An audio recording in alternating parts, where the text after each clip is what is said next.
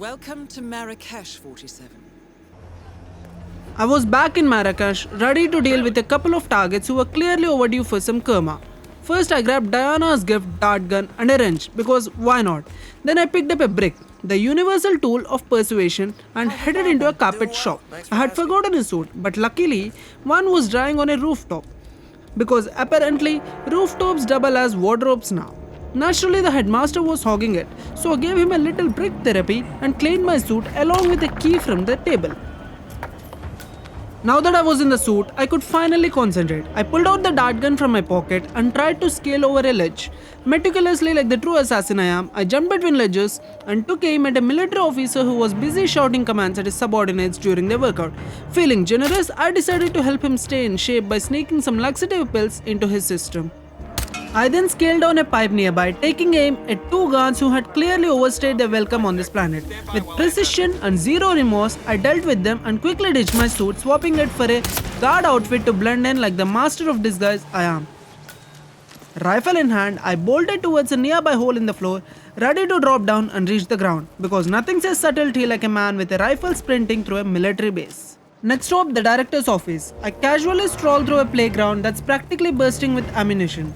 I decided to toy around with the remaining guards, so I tossed an explosive rubber ducky their way. Unsurprisingly, they weren't too happy about it, but I didn't stick around for their feedback. I slipped through a window into the school and without a second thought entered a classroom.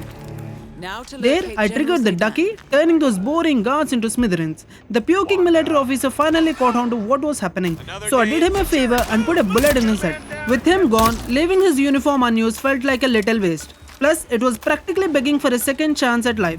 So naturally I made it mine and wore it with the confidence of someone who absolutely belongs there. I dashed through the corridor mentally debating my next weapon of choice because assassinations are all about flair. But I keep moving, head upstairs and stroll into the general's office like I belong there. First I turn off his lamp for that cozy mood lighting, then I casually loosen the valve on the gas cylinder. Nothing says welcome like a room ready to explode at the flick of a switch. So today's targets are a shady banker who treats embezzlement like his personal Olympics and a power-hungry general who thinks staging a coup is just another weekend activity. Let's see how we can retire them in true Hitman style. But first I had to politely dismiss a soldier from his duty because someone's got to clear the way for me to start mine. It's amazing what a little authority can do when you're dressed in the right outfit. With him out of the way, I'm one step closer to wrapping up this mission. In the meantime, I found inner peace with my next weapon of choice, a magnesium pouch. Perfect for a little blind and panic routine.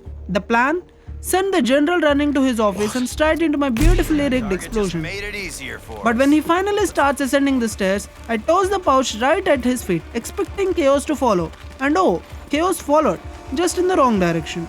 Instead of running to his office, the guy bowls the opposite way and there goes some precious time. Great, just what I needed, a detour in my perfectly crafted disaster. After what felt like an eternity, seriously, I could have taken a vacation in the time it took. General Reza finally strolls into his office. And what does he do? He spots the lamp, completely clueless to the ticking bomb I have set. Naturally, he does what any guy living his last moments would do, investigates the mood lighting. Because clearly, adjusting a lamp is top priority when you're about to get blown to bits. And just like that, boom, the general goes up in flames, all thanks to his obsession with that lamp. As a little keepsake, I snap a quick photo of the scene because hey, nothing says mission accomplished like a souvenir to the scrapbook. With that done, I casually head downstairs feeling pretty pleased with myself and make my exit from the school. Next, I vault over a wall like it's just another casual workout and slip into the consulate office. I find a door that leads downstairs, the perfect way to stay out of sight. Of course, I can't have CCTV footage ruining my flawless record, so I pop a quick shot at the camera, making sure to stay hidden and as elusive as ever. The guards, bless their hearts, are absolutely perplexed. The CCTV is down and now they are stumbling around like confused toddlers with no clue what's going on. I head upstairs and for a little extra fun, I fire a shot at the nearby wall. Instantly the guards snap into action, scrambling like they've just heard the starting bell of a race. I take out the guard with a clean shot to the head, but his partner, ever the observant one, notices the body and immediately alerts the guard outside. With no time to waste, I scramble to change disguises and avoid suspicion. But of course, the guard outside catches me mid-change. So I do what I do best, put a bullet straight through his heart to silence him for good. I dash into the next room, quickly snatching up the consulate car keys like they're the last slice of pizza at a party. With my prize in hand, I race back to the stairs like I'm in some high-stakes marathon. On my way, I spot a military personnel heading upstairs, blissfully unaware of my presence. Naturally, I silence him too, adding yet another body to my impressive collection. Just another day in the life of Agent 47. Using my supernatural senses, I spotted my target while strolling down the corridor. I opened the door dramatically and there he was, like a villain in a cheap movie. I dropped the RFID coin in front of him knowing his greed couldn't resist. Then, I just waited, watching him fall for it like the easiest con ever. After that, I made my way downstairs only to spot the poor guy I had just dismissed from his duties sprawled out on the floor, looking more lifeless than productive. Whether it was pity, boredom, or just my usual sense of opportunity, I decided to honor his memory by swapping clothes with him. Now fully disguised, I casually headed downstairs, blending in like I owned the place. I grabbed a nearby gas canister and hurled it at the locked door because who needs keys when brute force does the trick? The doors flew open and I strolled into the parking area like it was all part of the plan. I slipped past the guards rushing to investigate the explosion, the frantic movements and panicked shouts creating the perfect cover for me to disappear into the chaos.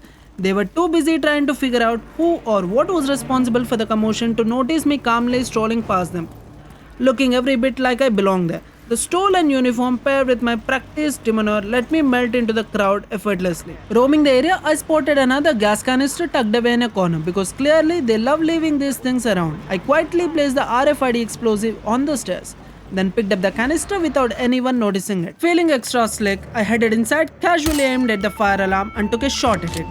The blaring alarm sent the entire place into panic mode, a symphony of chaos that set the perfect stage for my target to make his next move.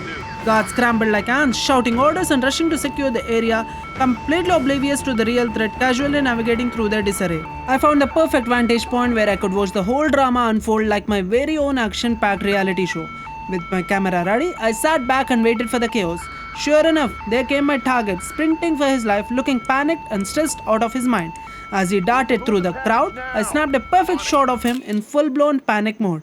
Probably not his best look, but definitely one for the scrapbook. I waited for the inevitable, and boom, he's launched into the air like a ragdoll, leaving this planet in record time.